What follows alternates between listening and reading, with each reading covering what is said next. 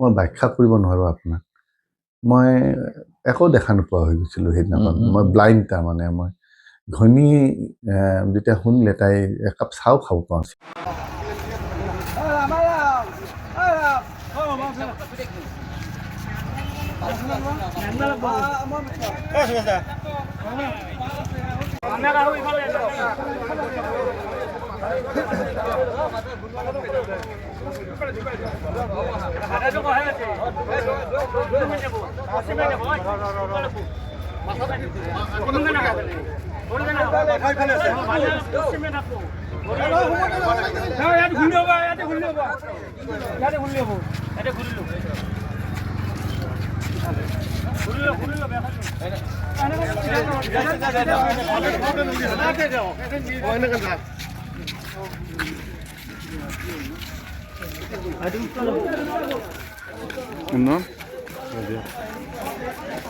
কবিন দাসৰ অকাল বিয়োগ আমাৰ কাৰণে বৰ দুখৰ কথা।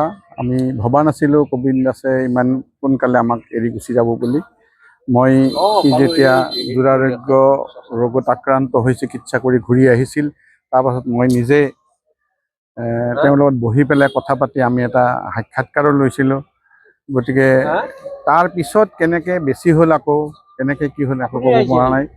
কবিন দাসৰ মৃত্যু অকল বৰপেটাৰ কাৰণে নহয়, গোটেই অসমৰ কাৰণে নাট্য জগতৰ এক বৃহৎ ক্ষতি বুলি ক'ব লাগিব। ভাল অভিনয় কৰিছিল, মোৰ লগত বহুত স্মৃতি। মই কাদম্বৰী ক্ৰিয়েশ্যনত কবিনৰ লগত বহুত ধাৰাবাহিক আদি মই কৰিছোঁ, তেওঁৰ লগত কৰিছোঁ। আৰু আমাৰ লগত একেলগে থাকি পেলাই কাম কৰিছিল, আমাৰ লগত সদায় কাম কৰিছিল, ষ্টুডিঅ'ত আছিল, ষ্টুডিঅ'ত ৰাতিলৈকে আমি উজাগৰে থাকি কাম কৰিছিলোঁ, ফূৰ্তি কৰিছিলোঁ। এইবিলাক কথা মনত পৰি আজি মই বৰ বিভোল হৈছোঁ।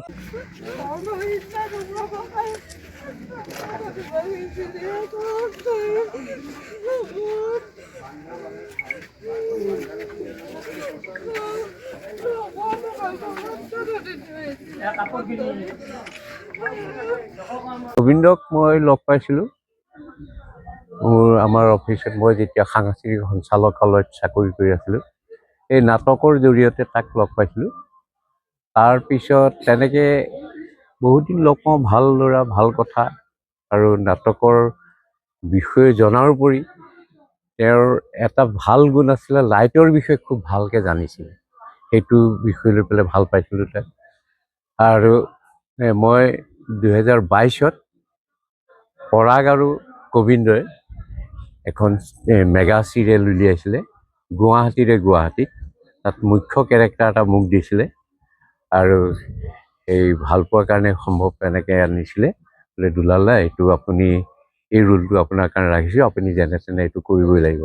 মই একেচাতে না নকৰিলোঁ আৰু এই ৰোলটো কৰিছিলোঁ। যথেষ্ট ভাল হৈছিলে গুৱাহাটীত। আজি কালি এনেকৈ খবৰ এটা উলিয়াইছিলে যে সি ঢুকালে, কিন্তু কালি সেইটো সঁচা নাছিলে। আজি এই খবৰটো পাই অত্যন্ত দুখী হৈছোঁ। আৰু তাৰ শেষ যাত্ৰাত মই আহি তাৰ আত্মাৰ সদ্গতিৰ কাৰণে কামনা কৰিছোঁ।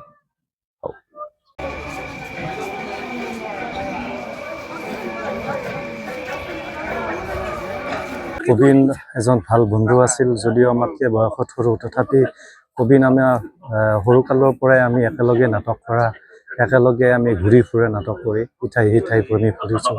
তথাপি আজি কবিনৰ যি দুৰাৰোগ্য ৰোগত ভুগি আজি যি মৃত্যুৰ সৈতে যুঁজি শেষত নিয়তিৰ ওচৰত হাৰ মানিলে। গতিকে আমি ভগৱানৰ ওচৰত প্ৰাৰ্থনা কৰিছোঁ যাতে কবিনৰ আত্মাই শান্তি পায়। আমি বহুত মিছ কৰিম কবিনক।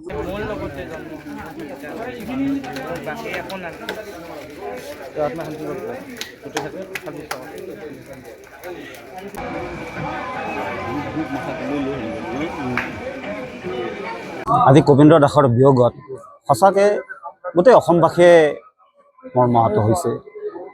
আৰু তাৰ লগতে আমি তাৰ লগত যেনেকৈ আছিলোঁ, তাৰ যিটো সহজ সৰল মন আৰু প্ৰতিভা, এইখিনিক সদায় প্ৰশংসা কৰি যাব লাগিব।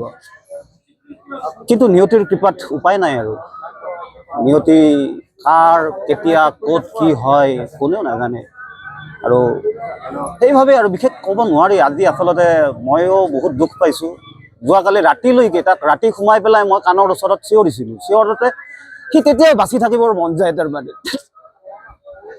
গম পাই তাৰমানে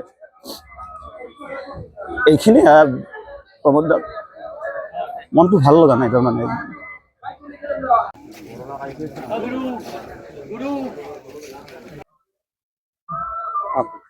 সকলোৰে লগত জড়িত নাটক কবিতা আবৃত্তি এইবিলাকৰ লগত কলেজত আমি একেলগে নাটক কৰিছিলোঁ মোৰ নিজৰ ভাইটিৰ নিচিনা আছিল কলেজত ইলেকশ্যনো খেলিছিলে তেতিয়াও মই তাৰ লগত ওতপ্ৰোতভাৱে লাগি আছিলোঁ ইলেকশ্যনৰ সময়ত তাৰপিছত আৰু অসুখ হ'ল এনেকৈ নিঙি ভৰা কৰিছোঁ আমি একেলগে চিৰিয়েল কৰিছোঁ নাটক কৰিছোঁ আগৰ পৰাই আচলতে ক'বলৈ নোৱাৰি আজি এনেকুৱা এটা দুৰাৰোগ্য ৰোগত বহুত কষ্ট পালে ঘৰখনেও পালে সিও পালে পাই আৰু এতিয়া আজি আৰু গ'লে কি ক'ম আৰু তাৰ ক'বলৈ ভাষা নাই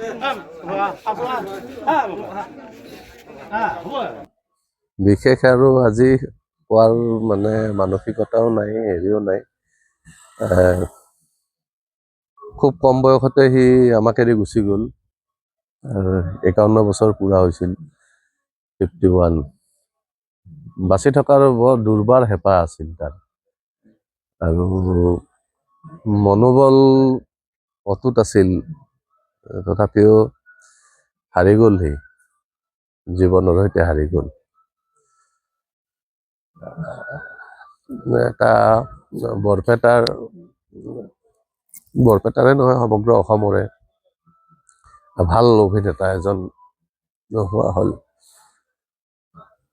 সি তাৰ পত্নী 2 পুত্ৰ মাক দেউতাকক এৰি থৈ গ'ল সৰু সৰু ল'ৰা দুজন ডাঙৰ ল'ৰাজন এইবাৰ মেট্ৰিক দিছে আৰু সৰুজন ক্লাছ 8 পালে নতুনকৈ আজি সৰু ল'ৰাজনৰ এডমিশ্যন আৰু সি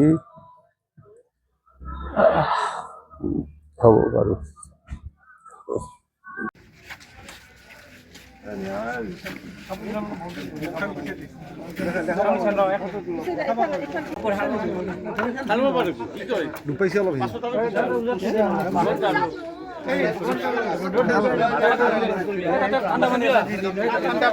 আজি অকল বৰপেটাবাসীৰ কাৰণে নহয় গোটেই অসমৰ কাৰণে যেটা দুখৰ সংবাদ পাটবাউসীত গোবিন্দ দাস সকলোৱে কেৰপা বুলিয়েই জানে খুব শান্তশিষ্ট ল'ৰা মই বৰপেটা জিলা প্ৰক্ৰিয়াৰ সভাপতি হিচাপে গোবিন্দ দাস আছিল প্ৰভাৰী সদায় আমি যিকোনো অনুষ্ঠানত একেলগে আছিলোঁ কথা বতৰা হৈছিল খুব ভাল ল'ৰা বলিষ্ঠ অভিনয় কৰে আপোনালোকে জানে কেৰপা নামে পৰিচিত গোবিন্দ বড়লাকাইৰ ফলা আৰু কেৰপা বুলি সকলোৱে জানে অকল সেইটোৱে নহয় যথেষ্ট অভিনয়ৰ যথেষ্ট জ্ঞান থকা গোবিন্দ আৰু অলপতে যিখন মমতাৰ চিঠি তাত এটা ৰোল কৰিছে বলিষ্ঠ অভিনয় কৰিছে আজি দুখ লাগিছে আজি ইমান কম বয়সতে তেখেতক আমি শ্মশানলৈ আনিবলগীয়া হৈছে আমাৰ বৰপেটাবাসীৰ নহয় অসমবাসীৰ কাৰণে দুখৰ সময় ভগৱানৰ ওচৰত প্ৰাৰ্থনা জনাইছোঁ তেখেতে য'তেই নাথাকক তেওঁ শান্তিত থাকক সুখত থাকক আমাৰ প্ৰজ্ঞাত তেখেতে প্ৰভাৰী আছিল আমাৰ লগত যথেষ্টখিনি আলোচনা কৰি গোটেই অনুষ্ঠানটো আমি চলাইছিলোঁ খুব বেয়া লাগিছে ভগৱানে শান্তি দিয়ক য'তেই নাথাকক তেওঁ শান্তি দিয়ক